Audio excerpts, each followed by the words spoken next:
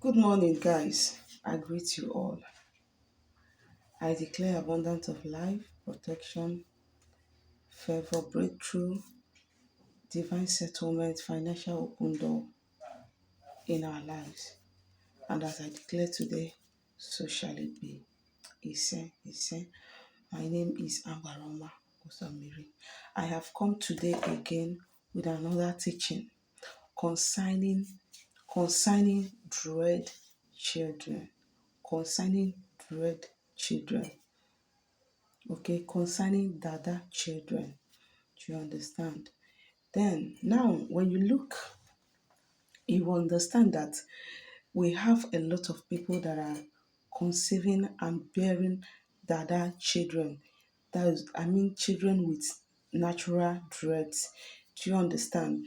But according to my own history in my own land, it was said that, do you understand? I don't know about your place, but I'm talking of my own place.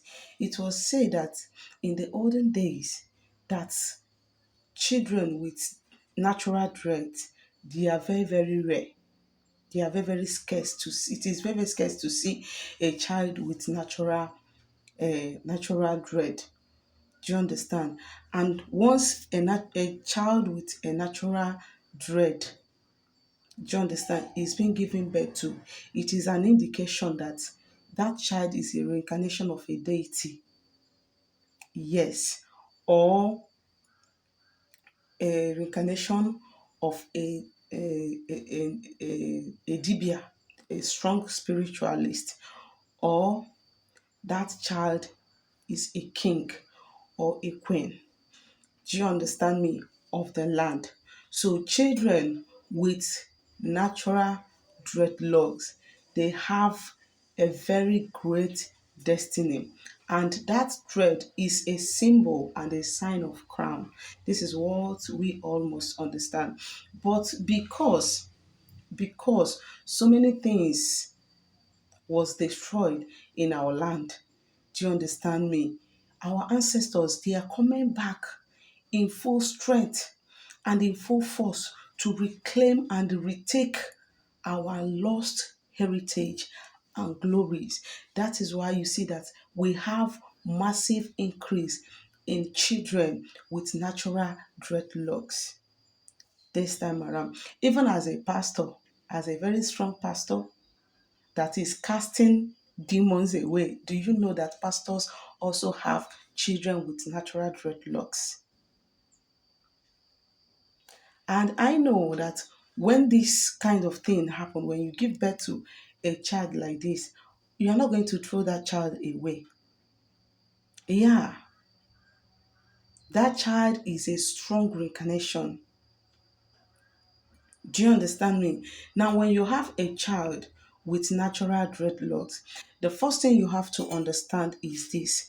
They have ways of showing that, okay, I am this, and that. I'm going to teach that maybe later. Signs to know that your child is about to form a natural dread. I'm going to teach that one later. It is going to be a different topic on its own, but let me just conclude on this very one. Now, they have signs. These children, they have signs. Do you understand me? They have signs. What will be happening to them for you to understand that this child is actually trying to show that he or she is a dada child.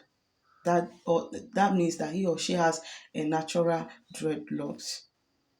Now, when you have this kind of child, you have to be very, very careful with such children because they came with a lot of baggages and burden. They came with a lot of spiritual power and strength. If you don't channel that child and guide that child properly, let me tell you, most of them lost their stars, most of them lost their glories, most of them lost their crown, most of them lost, and they are still some are still experiencing delays in their destiny because of how you handled this their crown, because of how the parents handled the crown on their head. So you have to understand that whenever you have a dada child or a child with natural dreadlocks, that child is a spiritual child. That child is a child of destiny. And the worst thing is that if you don't do what? If you don't follow that person up carefully in spiritual way, do you understand me? You are going to make a lot of mistakes with that child, and that will play a very strong role in the future of that child. I have seen a lot of parents that after cutting their child's natural dread for the first time, that child starts misbehaving and start turning to something else. I have seen some parents that after cutting their child's dread, do you understand me? That child became sick.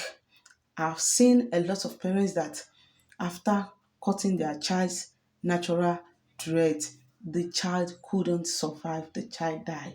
Some of you, what killed your child, it is from you. Some of you don't even know that some of these things can actually take the life of that child away. So when it comes to their hair, you have to be very, very careful. Even as a normal person, there are some things that there are some things that somebody will do to you and you say, this person is looking for my hair. You are touching my hair, or you are touching my head. Do you understand me? It's an adage. That's to show you that this place is very, very precious and is supposed to be protected by all means. It is not only your dada child, even your children at large, you have to be careful. Now, who is supposed to cut your child's natural dread? Who is that person that is supposed to cut your child's natural dread? This is where we get it wrong most times. You see parents handing their child over to a priest or a pastor to cut your child's natural dread. And you are there. You are alive. You are not dead.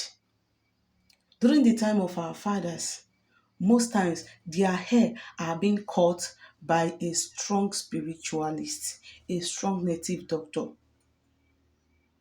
or by their father. And you don't just cut that child's hair because you feel that the child cannot talk or that the child cannot express him or herself. Then you feel that you cannot cut it after you are filled with Holy Ghost and anointing and power. You are only but creating problem for yourself, because in future you will start calling your enemies and your village people, but now you do yourself. So what do you do? How do you cut your child's hair? It is the duty of the husband or your spiritual native doctor, not your pastor.